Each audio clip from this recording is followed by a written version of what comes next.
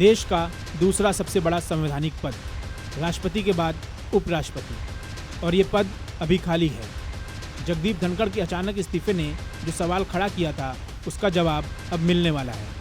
तारीख आ गई है, वो दिन तय हो गया है जब पता चलेगा कि राज्यसभा की कार्यवाही का संचालन कौन करेगा, राष्ट्रपति की गैर मौजूदगी में देश की कमान कौन संभालेगा। लेकिन सबसे बड़ा सवाल, क्या आप और हम इस चुनाव में वोट डालते हैं? अगर नहीं तो उपराष्ट्रपति को चुनता कौन है और ये चुनाव होता कैसे है? एक खास कलम, वोटों का अनोखा तरीका और पार्टियों की बेबसी।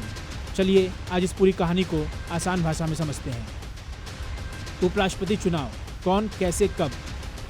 तो सबसे पहले आपके दिमाग में एक सवाल घूम रहा होगा कि चुनाव की तारीखें क्या है। बता दें कि इलेक्शन कमीशन ने पूरा कैलेंडर जारी कर दिया है। 7 अगस्त चुनाव की अधिसूचना जारी होगी। 21 अगस्त नॉमिनेशन भरने की आखिरी तारीख है। 25 अगस्त नाम वापस लेने की आखिरी तारीख, और सबसे बड़ा दिन 9 सितंबर। अगर एक से ज़्यादा उम्मीदवार हुए तो इसी दिन सुबह 10 बजे से शाम 5 बजे तक वोटिंग होगी। और सबसे दिलचस्प बात, इंतज़ार लंबा नहीं होगा। 9 सितंबर की शाम तक ही वोटों की गिनती होगी और देर रात तक देश को अपना नया उपराष्ट्रपति मिल जाएगा। अब सवाल उठता है कि ये चुनाव हो क्यों रहा है। बता दें कि 21 जुलाई को जगदीप धनखड़ ने अचानक उपराष्ट्रपति पद से इस्तीफा दे दिया था। उन्होंने वजह तो अपने बिगड़ते स्वास्थ्य को बताया, लेकिन सियासी गलियारों में चर्चाएं बहुत हैं। क्या सरकार से रिश्ते बिगड़ गए थे या विपक्ष से नज़दीकियां बढ़ रही थी? ये सब अभी कयास हैं, लेकिन उनके इस्तीफे ने इस चुनाव को और भी ज़्यादा दिलचस्प बना दिया है। कौन डालता है वोट?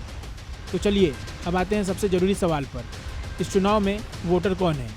देखिए, राष्ट्रपति चुनाव की तरह यहाँ विधायक वोट नहीं डालते। उपराष्ट्रपति का चुनाव करते हैं हमारे सांसद। जी हाँ, आपके चुने हुए सांसद। लोकसभा के सभी 543 सदस्य और राज्यसभा के सभी सदस्य यानी 233 चुने हुए और 12 राष्ट्रपति द्वारा मनोनीत सदस्य भी।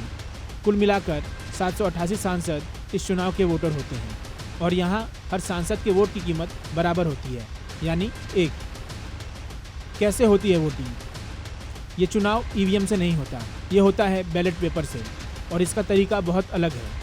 इसे एकल संक्रमणीय मत पद्धति यानी सिंगल ट्रांसफरेबल वोट सिस्टम कहते हैं। आसान भाषा में समझिए, वोटर यानी सांसद को एक लिस्ट मिलती है जिस पर सभी उम्मीदवारों के नाम होते हैं। उन्हें किसी एक को चुनना नहीं होता, बल्कि अपनी पसंद का क्रम बताना होता है। जैसे उनकी पहली पसंद कौन है उसके आगे लिखेंगे 1, दूसरी पसंद कौन है उसके आगे लिखेंगे 2, और इसी तरह आगे भी। पहली पसंद बताना जरूरी है, बाकी आपकी मर्जी। और अब आती है सबसे मज़ेदार बात, वोट देने के लिए चुनाव आयोग अपनी तरफ से एक स्पेशल स्याही वाला पेन देता है। सभी सांसदों को सिर्फ और सिर्फ उसी पेन से वोट डालना होता है। अगर किसी ने अपना पेन इस्तेमाल किया तो उसका वोट तुरंत रद्द हो जाता है। ये एक गुप्त मतदान है, यानी कोई सांसद अपना वोट किसी को दिखा नहीं सकता, और पार्टियां अपने सांसदों को व्हिप जारी करके ये नहीं कह सकती कि आपको इसी उम्मीदवार को वोट देना है। तो अब तस्वीर पूरी तरह साफ है। 9 सितंबर का दिन भारतीय लोकतंत्र के लिए एक और अहम दिन होगा, जब देश को अपना नया उपराष्ट्रपति मिलेगा। ये सिर्फ एक पद नहीं, बल्कि राज्यसभा के सभापति का पद भी है, जो सदन की कार्यवाही को दिशा देता है। अब देखना दिलचस्प होगा कि सत्ता पक्ष और विपक्ष की ओर से कौन कौन उम्मीदवार मैदान में उतरते हैं और भारत के अगले उपराष्ट्रपति की कुर्सी पर कौन विराजमान होता है। इस चुनाव से जुड़ी हर अपडेट हम आप तक पहुंचाते रहेंगे। आपको ये जानकारी कैसी लगी हमें कमेंट्स में ज़रूर बताइएगा। वीडियो पसंद आया तो इसे लाइक और शेयर करना न भूलें।